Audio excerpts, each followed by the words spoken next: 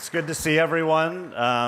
Great to be in Paris. Great to be wearing a hard-boiled egg on my face.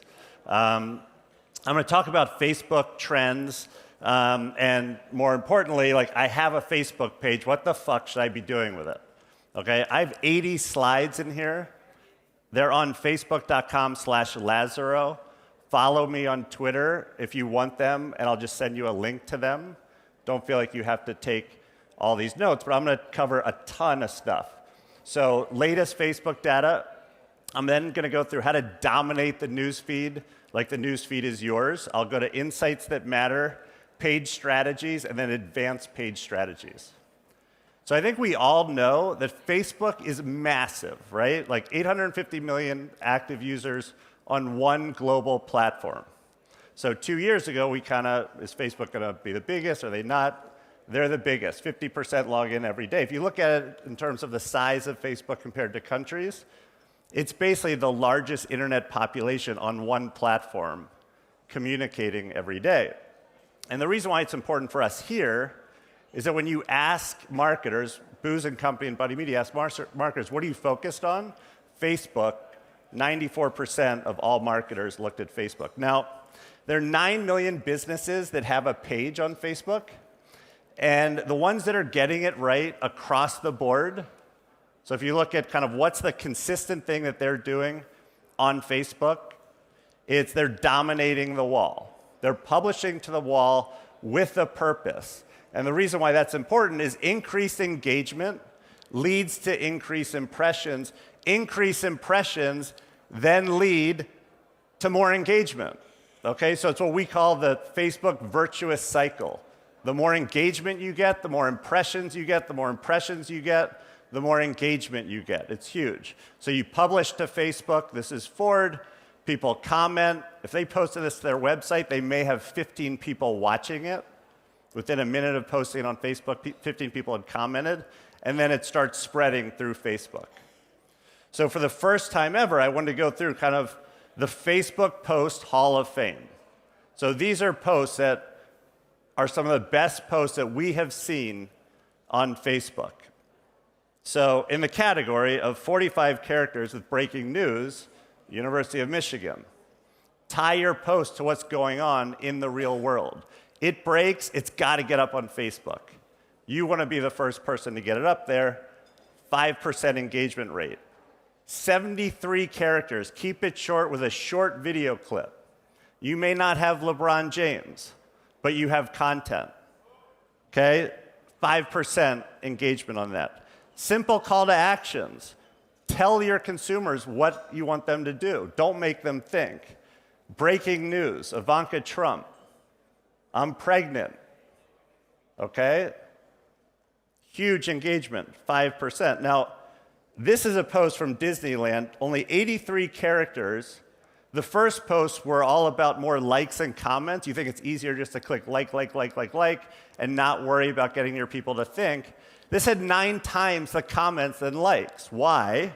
Because they asked a short question.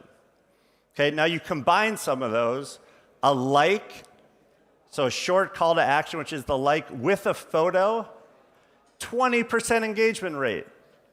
That's not an impression rate, that's 20%. Now, we're not all Mickey Mouse, we're not all Disneyland, we can't all do that, I get that, but learn from some of these techniques. Now, not only kind of the posts that are videos and photos right to your wall, but use photo galleries.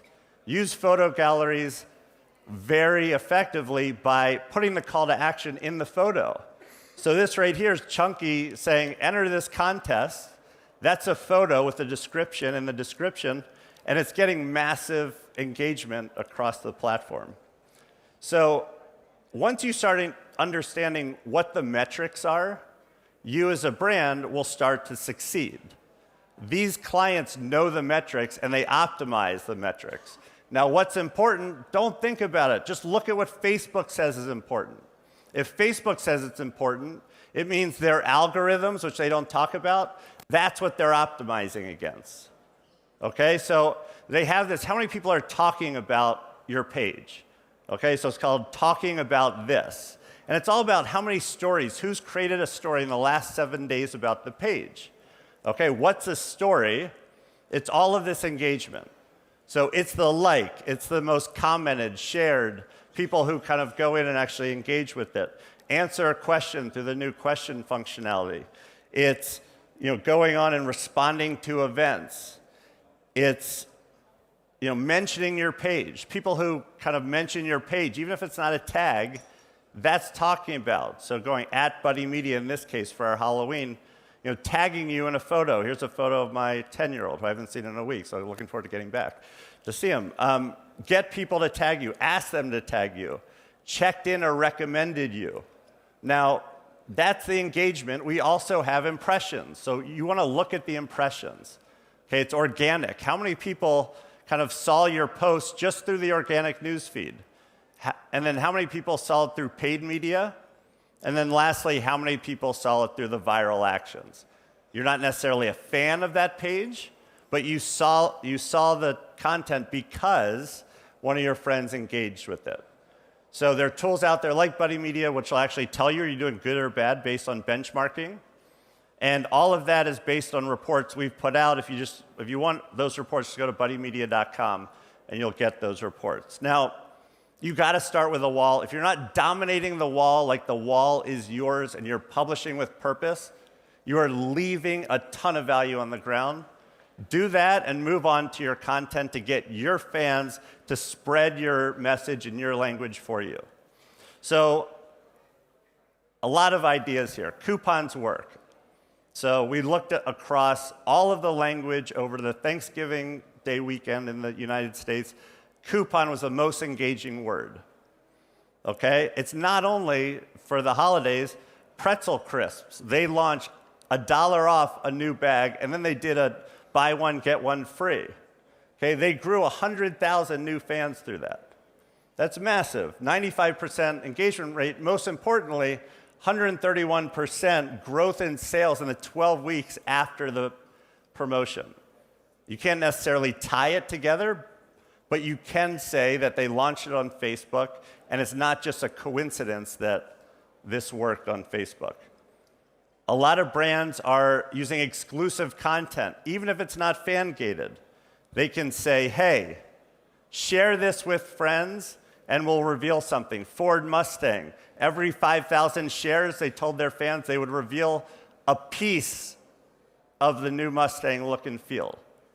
It took about an hour to get 20,000 shares because they asked them to do that. And that's what it looked like after they got all the pages out. Now, like gating, if you're not doing like gating, you're leaving over half of your fans on the floor and on the cutting room floor. You have one chance to convert them on Facebook, and this focus primarily on the Facebook pages today. So like gate it. Hey, like it and vote. Like it and get access to games. You have assets sitting around your organizations. Throw them behind a like gate and optimize to see which one's getting the best conversion rate. Events. Like our page to get an invite to the event. Like our page to get access to the content from the event. Very, very successful. Cause marketing. If you're doing cause marketing and not doing it on Facebook, you're basically doing good and not telling people about it. Okay? I'm not saying don't do it. You should do it because it's the right thing to do as human beings. But at least take credit for it. Launch it as content on your page. $1 for every like on Facebook. This content spreads, $1.5 million. Even if you don't want to give away money, you can just get people to join your cause. Post a status, post a message, upload a photo, do everything to show that you support breast cancer awareness. Now, a lot of the most successful brands and many of your businesses have networks of sites. Okay, so you have a network of sites and you have a network of Facebook pages. Right now, they're all in silos. Bring them together. Okay, it lets you segment audiences, but also when someone shows up to any of the pages, present them with the opportunity to like all of the pages. Okay, so show them, hey, here are all of our pages. Like them right here. And not only that, you could then let them like it, but also highlight some content that you want. Here are our most popular pages, but hey, here's this page that just launched. Check it out. Reserve space for that first initial visit to highlight that. We're doing the LeWeb live streaming, very popular. Live stream through Facebook, or if this wasn't just a Facebook page talk, put the Facebook page functionality on your website. Ustream already does it. This content works incredibly well.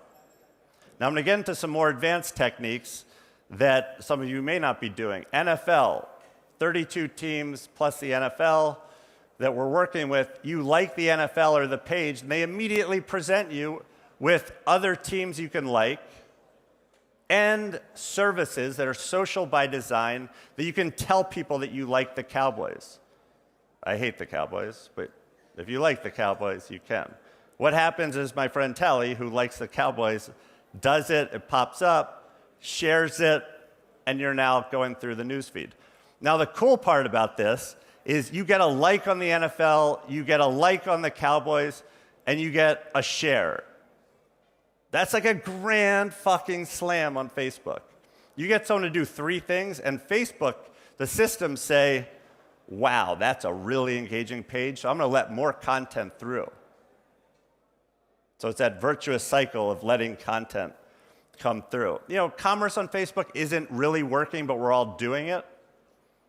So it's kind of like sex in high school. You don't just have to bring commerce onto Facebook. Bring existing stores onto Facebook. So here's a client who has an Amazon store. Within an hour, they could integrate it, let people build functionality, and don't replicate the checkout on Facebook. Facebook's about your friends and people talking. Do that really well, the content, and just let people check out at Amazon. They do it really well, the Amazon checkout. Now, event integration into tabs is very successful, and into wall and into the stuff on your website, not just kind of Facebook pages. If you're having events, do it through Facebook. Okay? Even if it's not just for fans, even if it's an internal group, you can do it in a way that you only invite certain people and have all the information there. And that data, all of this data, one of the advanced techniques is you can buy the sponsored stories, and it's data that you can energize through paid media. Partnerships, if you have partnerships with companies, bring it together. Okay? NBC Today Show and Target holiday gift lists, do it together on Facebook on both pages. Go cross-platform. Build it on Facebook. Promote it on Twitter. Build it on YouTube. Okay? And then the most important part, in my mind, is take it to your website in a social way. Okay? As people see the poll, and it could be any content, instead of just saying, hey, I took a poll, it was a great poll, it was the best poll I've ever taken, get them to share it with their friends so it comes into the newsfeed, like Joe did, who's sitting right here. Now, Walmart, they've proven that if you go local, it's going to succeed.